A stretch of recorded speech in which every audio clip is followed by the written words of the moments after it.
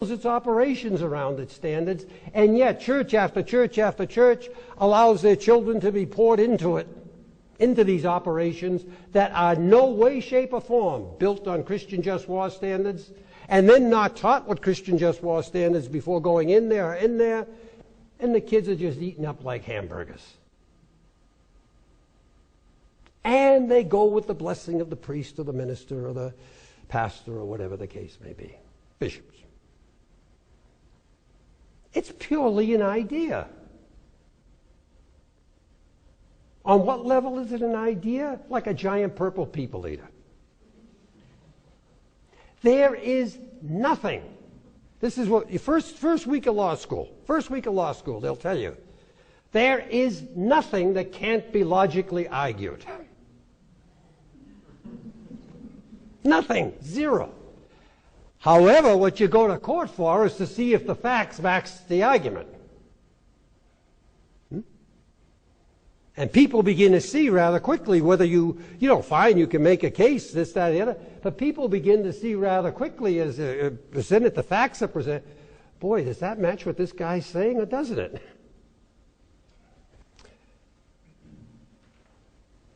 So what I'd ask you to do tonight, while we're here and talking about this, is to be a jury. Think like a jury. Think about Christian just war theory. Sit back, think about it, as we present it here, and ask yourself, is this the truth? Like they do at a jury, they say, is this guy telling the truth here? This doesn't add up. It doesn't match. It just, if this is what they say is supposed to be true and this is what he did, be a jury. Don't be a Republican or a Democrat or a just warist or a pacifist. Be a jury. Yes, in terms of all we said so far, but also in terms of what's coming.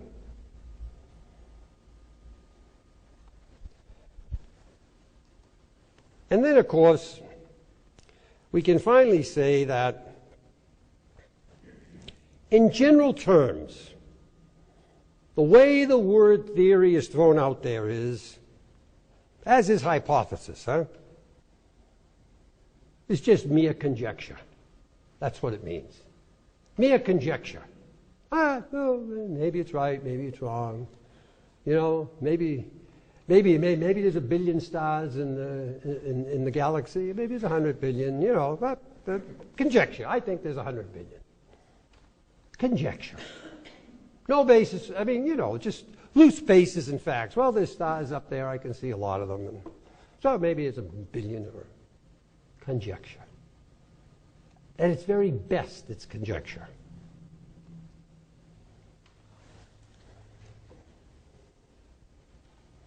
So I'd ask you this.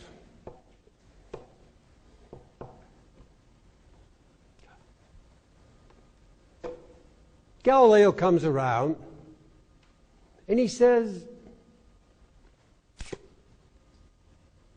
the earth goes around the sun, not the sun going around the earth. Now this is running against all theories and everything else that are in existence at the time, The guy, he says, I can show you.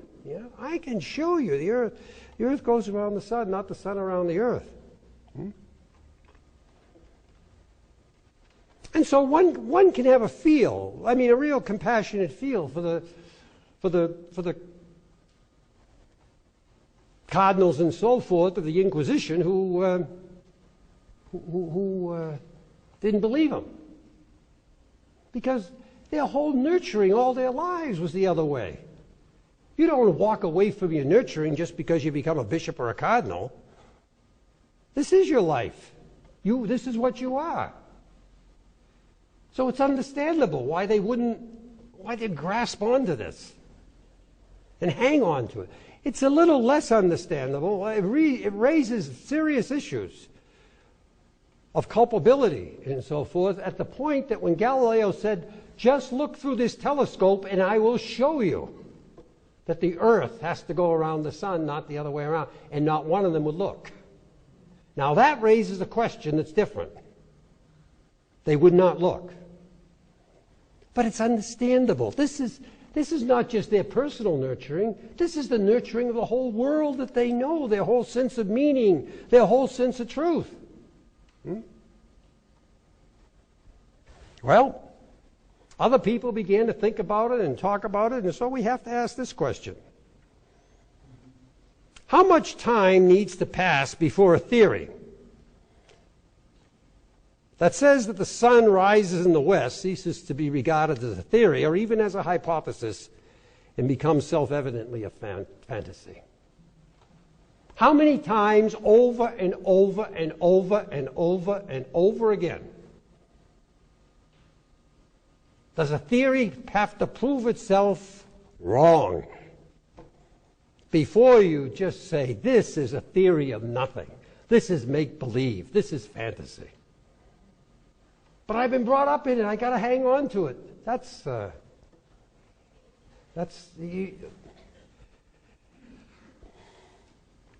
We understand, huh? We understand we don't have all truth at once. We grow into it. We learn it. It's a process, huh? But as St. Edith Stein wrote, the day that you find the truth, that's the day God expects you to begin to live it. Not before, because you can't live it. You don't even know it. It's impossible. You may think just the opposite is the truth. But the day you find the truth, and she means, morally certain that this is the truth, that's the day, for whatever God's reasons are, He wants you to start living it. Now, precisely, even if you've been brought up with the sun rises in the west, even if you've been brought up with the earth, the sun goes around the earth, after how much accumulated evidence of this is not so, at what point do you simply have to say, this isn't true?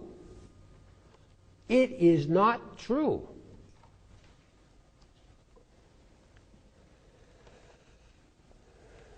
So the question has to be, is not Christian just war fantasy? The truthful term that should be employed in relationship to what we have called Christian just war theory. Said another way, isn't it grave, intrinsic evil to use a fantasy to evaluate whether the mass destruction of human beings is justified in the eyes of God and Jesus? Because that is what's being done. A fantasy is being continually propagated as an instrument to evaluate whether I and you and the entire Christian world can go out and tear other human beings apart. That's what's at stake here.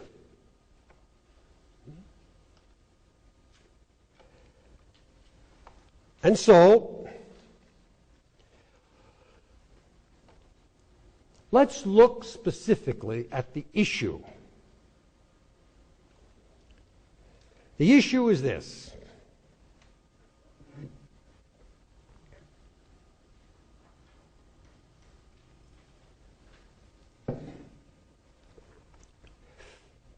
The issue is homicide. Homicide is the destruction of a human being. Side kills man, human being. Homicide. Every time a human being is killed, it's a homicide. It can be an intentional homicide, or it can be an unintentional homicide. Makes a big difference. It makes a big difference whether I say, I'm going to kill you, and kill you, or I say, I'm driving down the street and someone jumps out in front of the car and they're killed by me driving the car. Those are not the same human situations. Those are not the same situations in front of conscience or God. Intentional is the issue. And so, I mean, we can play games and we can say, it's true and so forth, but if is it intentional if I walk out in the middle of the square down here and take a machine gun and spray it around and then say, well, I didn't mean to kill anyone, I was just shooting? Or is the fact that after I've done that 2 or 3 times and 40 or 50 people are dead, I have to say it's intentional? But intentional versus unintentional is the first step in judging the morality of homicide. If it is unintentional, there is no moral responsibility. None. You didn't mean to do it, period. There was no way you could reasonably anticipate that was going to happen, period. No moral responsibility. The child ran out in front of the car, just no moral responsibility.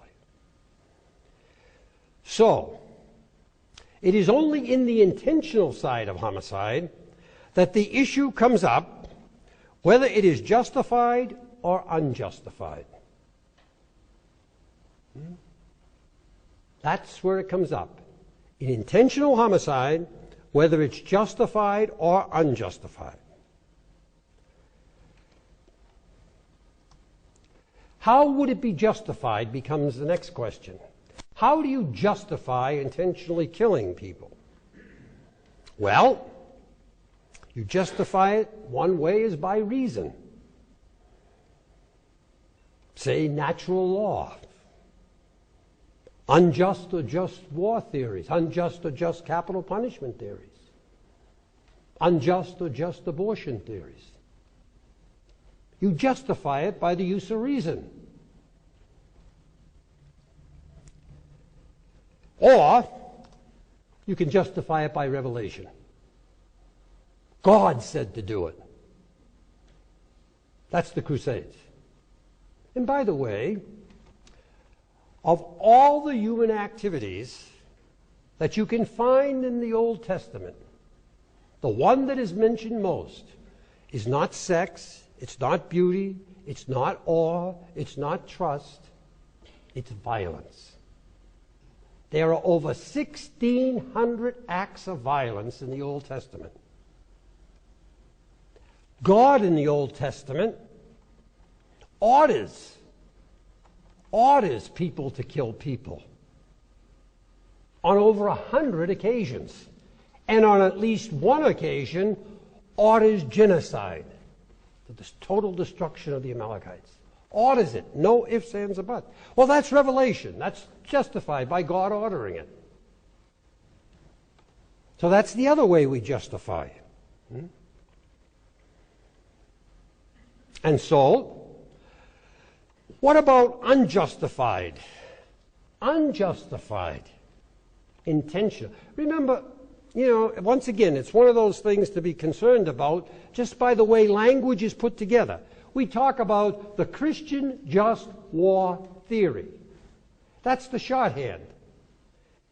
It is the Christian just/unjust war theory. Its purpose is never and never has been to justify war.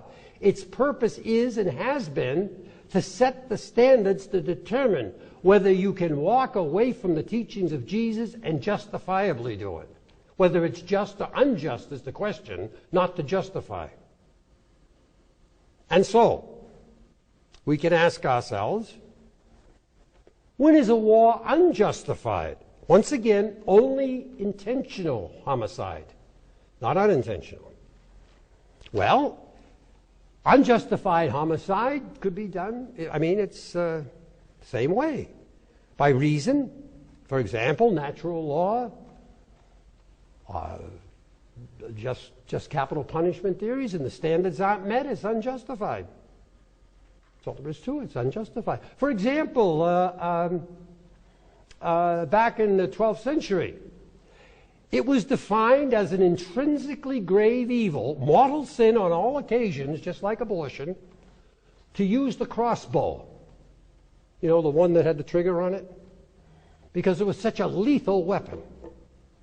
Well, how they figured that out in their minds and so forth is, I don't know, but they reasoned to that, and it was unjustified to use a crossbow to the point that you'd go to hell if you did it.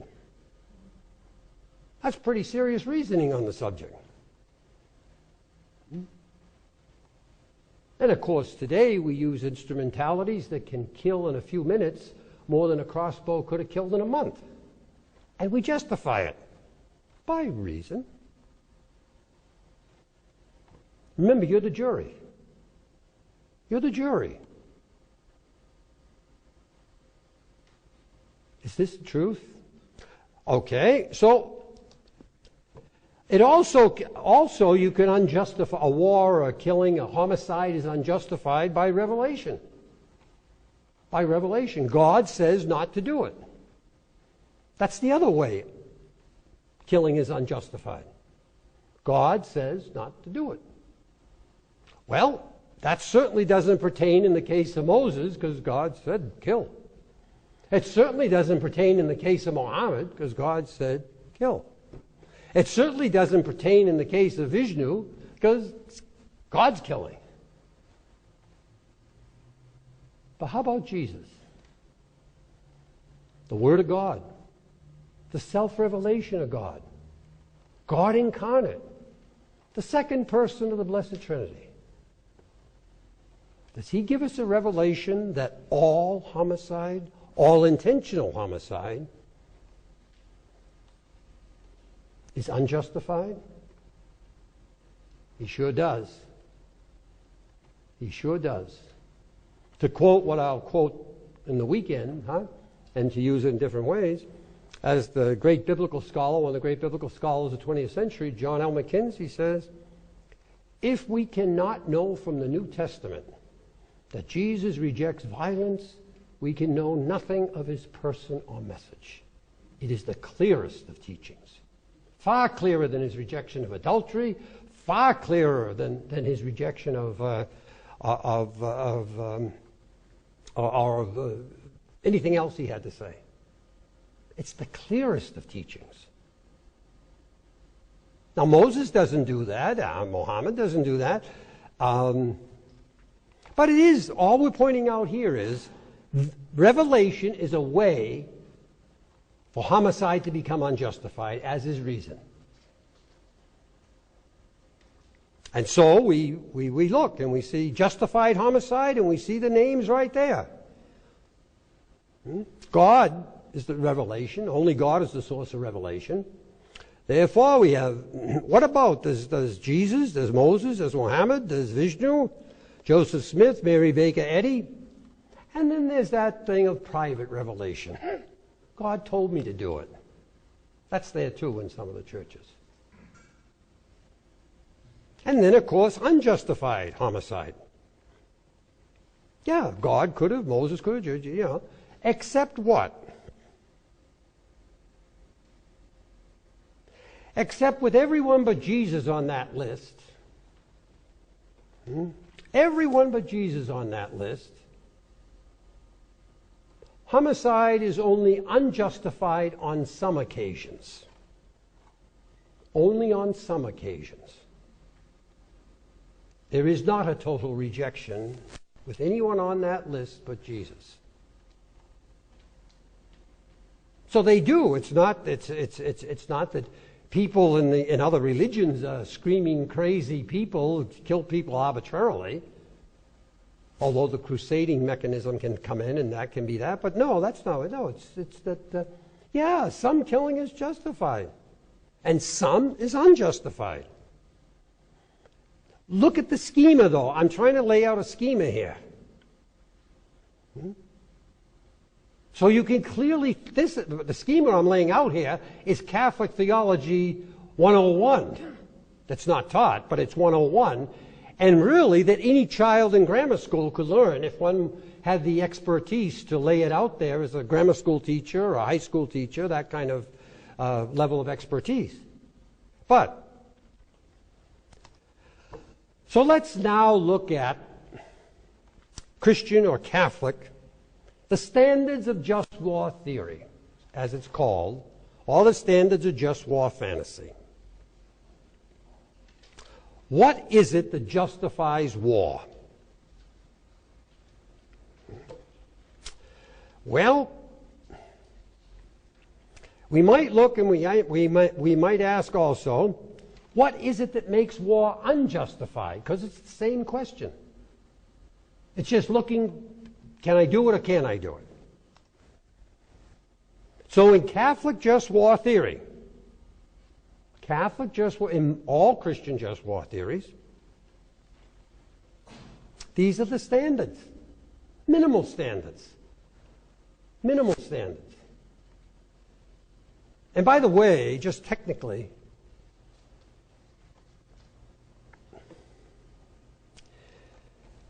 these standards in the history of the church have been multiplied up to about 32 at one time. But these are pretty much as they exist today. When they were up at 32, it still didn't stop. It's just that, the mind kept logically embellishing.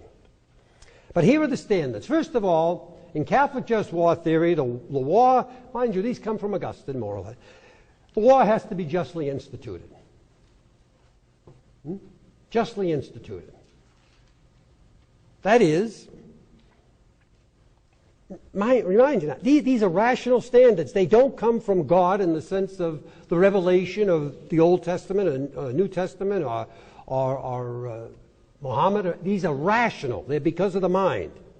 And it makes a lot of sense working on a rational basis that if you are going to engage in the mass slaughter of war, in the mass homicide of war, before you ever start that, whatever entity you have set up to make the judgment and discern, should that be entered into, should be used. It's just too serious a business to leave to the whimsical thoughts of whoever it might be. Now that may be the king, or that may be a group of oligarchs, or that may be the Congress. But whatever it is, the pre-designed, this is what it always was, the pre-designed entity for making the judgment of whether there was no choice but to go to war, had to be in the affirmative in their answer. That's why December 7th and 8th of 1941. You know, we can talk about the fact of whether Roosevelt knew the bombing was going to come or not and so forth. He knew what he was about. The memo's not about the bombings now, but the memos exist that he insisted that the United States not start the war regardless of what happened. He knew what the situation was. He had to have the basis of justly instituting it and calling for Congress to justly institute it, which means you're attacked. So, we know that there has not been, say in our society, there has not been a declaration of war since December 8th of 1941 by the entity that the Constitution says must declare war. So, is that just institution? Then there's just cause. What's a just cause? Well, it seems like, gee, you could say this cause and that cause could be just this and that. No, sirree, not in Christian just war theory. There is only one cause that is just. You must be fighting a defensive war in which you did not make the first move. Only defensive war in the entire history of the just war theory, only defensive war has been a just war. Offensive war instantly is unjust. You may remember, in terms of the Iraq war here, that some high-powered Catholic intellectuals, lay people, were dispatched to Rome by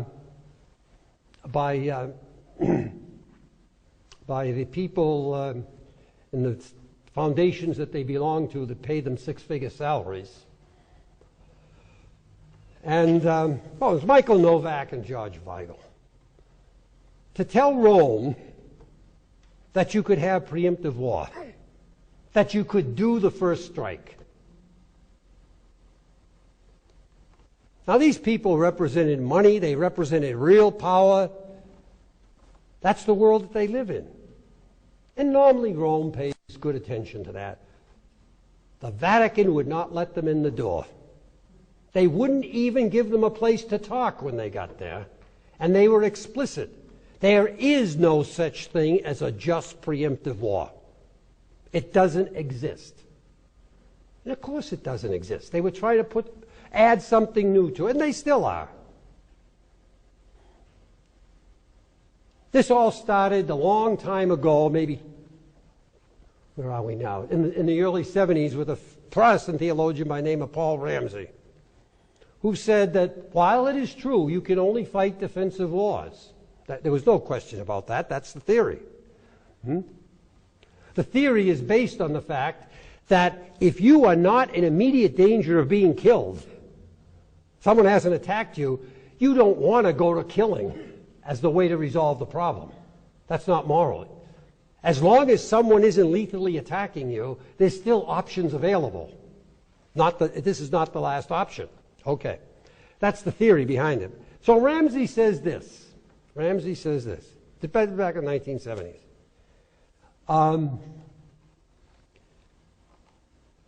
While it is true that only a defensive war can be a just war in Christianity, this does not necessarily mean that a defensive war does not allow for you to make the first offensive move. If you make the first offensive move in anticipation of an offensive move that the other side you believe would have made if you didn't make the first offensive move, then your offensive move is really a defensive move. And that's the logic from the beginning that has permeated the just war, and of course the logic of preemptive war, first just war that's preemptive, that isn't defensive. It's all over the Catholic newspapers now. Weigel and Novak were given absolutely carte blanche after they got back from Rome and were denied access to the Vatican. They had to give their little talk in the American embassy. After the Vatican, the Curia, the Congregation of Doctrine and Faith, said there is no such thing as preemptive war. They came back here and they're given carte blanche in Catholic newspapers and other places to talk about the morality of offensive war. All right, but that's just cause it can only be defensive, immediately defensive. And then what about just means? What about just means? Well, the teaching is that you can only use means necessary to what you need to use to stop the war. That's why the Second World War at the end, in the last year, was absolutely, positively, 1,000% unjust. Even if you don't want to talk about anybody, is because the demand was for unconditional surrender, which has always been rejected by just war theory. If a person is willing to stop fighting in order to negotiate, that is critical. You have to stop the fighting and negotiate. But Churchill refused, because Churchill refused, Roosevelt refused, and the rest is history. Even though the Japanese and Germans were suing through Switzerland for unconditional surrender, only unconditional surrender. But all that is the thing, that you only use means proportional to what you have to do. Only use the means. And under